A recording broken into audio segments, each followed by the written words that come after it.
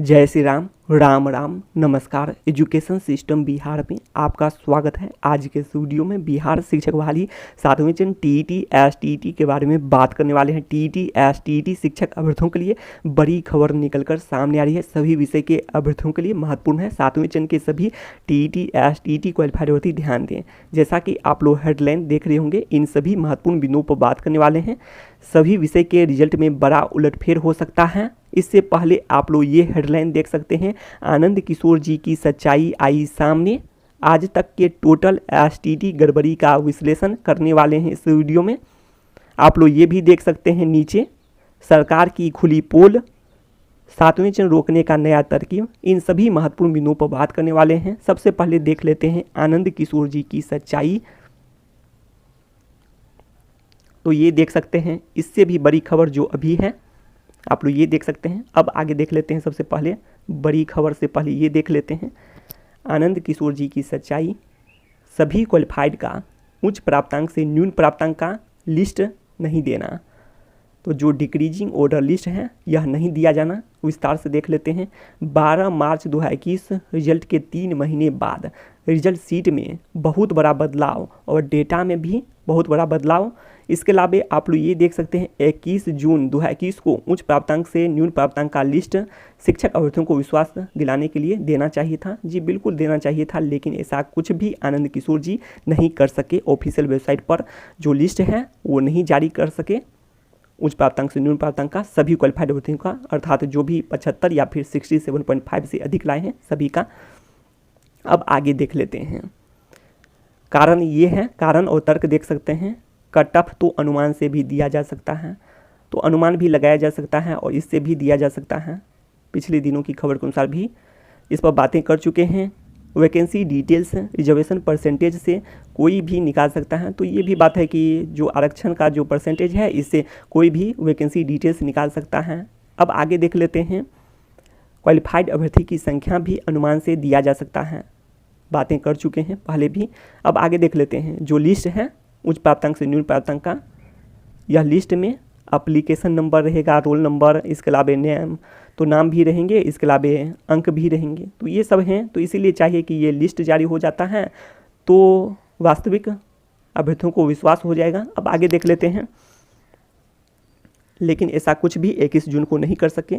यहाँ तक कि अपर मुख्य सचिव जी द्वारा 9 से 10 दिन बाद, अर्थात 21 जून के 9 से 10 दिन के बाद डाटा जारी किया जाता है। ये भी बात है, वो भी ट्वीट से। अब आगे देख लेते हैं, ये सबसे बड़ी खबर है आप लोग जो देख रहे होंगे 2 और 3। ऑनलाइन परीक्षा में ऑनलाइन रिस्पांस शीट देना चाहिए। तो जी बिल्कुल ये ऑनलाइन देना चाहिए। अगर कुछ शुल्क भी लेना है तो ऑनलाइन ऑफिशियल वेबसाइट से लेकर रिस्पांस शीट दिया जाना चाहिए। तो यही उचित है। लेकिन आप लोग देख रहे होंगे, अगर ऑफलाइन तरीके से होता है ड्राफ्ट के थ्रू, तो ये सब में आप लोग देख सकते हैं आम अभ्यर्थियों के आने जाने में काफ़ी खर्च होते हैं, काफ़ी समय लगते हैं। ये सब बातें हैं, काफ़ी प्रोसेस, लंबा प्रोसेस है ऐसे में। जबकि ऑनलाइन तरीके से दिया जा सकता है रिस्पॉन्स शीट भी, और शुल्क भी लिया जा सकता है अगर लेना है तो। ये सभी बातें हैं। 1000 2000 आने जाने में बहुत ज़्यादा खर्च होते हैं। जितना दूर रहेंगे उतना खर्च होंगे।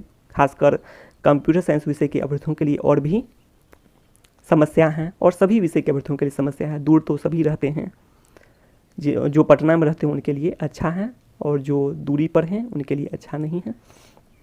अब आगे देख लेते हैं प्रोविजनल आंसर की।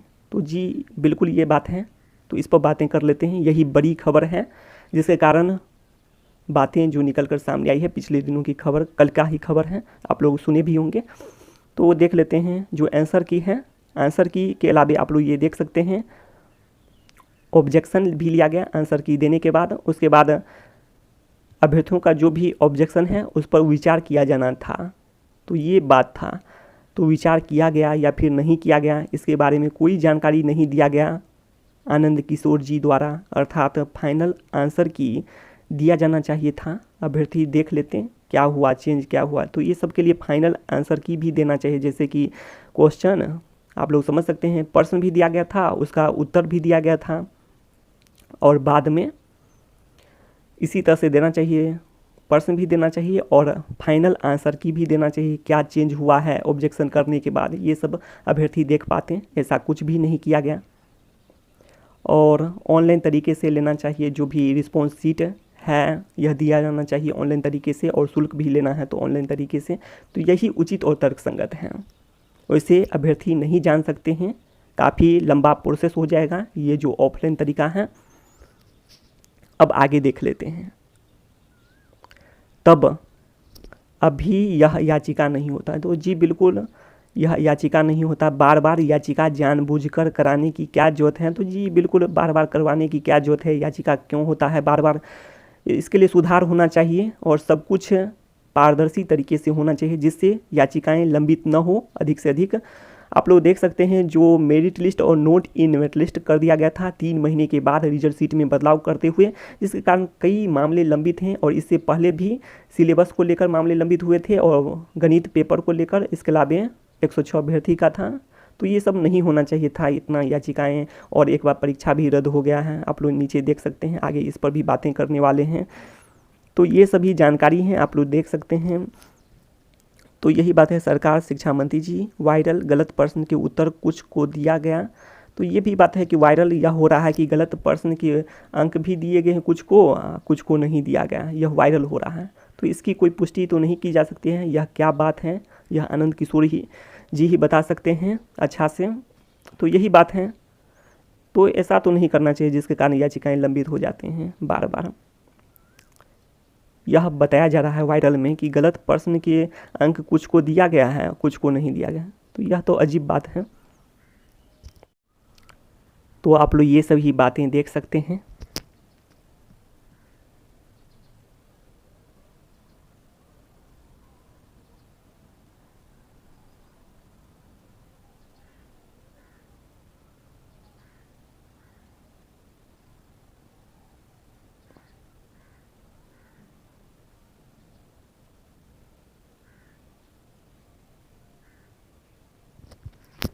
अनुमान तर्क, इतनी बड़ी चूक तो शिक्षा मंत्री जी, अपर मुख्य सचिव जी, सीएम, शिक्षा विभाग लोगों की भलाई के बारे में सोचते तो रिक्तियों की संख्या जरूर बढ़ाते और इसके लिए प्रयास करते। लगता है जानबूझकर merit list note in merit list किया गया है बहाली फंसाने के लिए। यह भी हो सकता है कारण आप लोग देख सकते हैं नीचे 3 साल से लगातार प्रक्रिया चल रही है छठे चरण का बिहार STT का 2011 का, और इसमें आप लोग देख सकते हैं 8000 पद पर भी बहाली नहीं हो पाएगी। तो ये बातें हैं। अब आगे देख लेते हैं। तो ये सवाल रहा, क्या BSEB अध्यक्ष अपर मुख्य सचिव जी, शिक्षा मंत्री जी द्वारा नौकरी पक्की करके इस तरह से STT शिक्षक अभ्यर्थियों को सामाजिक मानसिक शोषण एवं दुखी करना सही है? तो ये सवाल रहा, और खासकर कंप्यूटर साइंस विषय और सोशल साइंस विषय के लिए। तो इसके लिए विशेष प्रावधान की जरूरत है, आप लोग देख सकते हैं। और विद्यालयों की संख्या के अनुसार और गजट, ये समय बजट में जो प्रावधान है इस अनुसार से, और CS में 8000 से अधिक पद आ सकते हैं इस अनुसार से, और SST में 12000 या फिर इससे भी अधिक पद आ सकते हैं। अब आगे देख लेते हैं, अन्य सभी विषय में अभी भी नौकरी पक्की ही समझे। तो जी बिल्कुल आप लोग की नौकरी पक्की है अन्य सभी विषयों में। शिक्षा से संबंधित तमाम जानकारी के लिए सब्सक्राइब करें एजुकेशन सिस्टम बिहार को।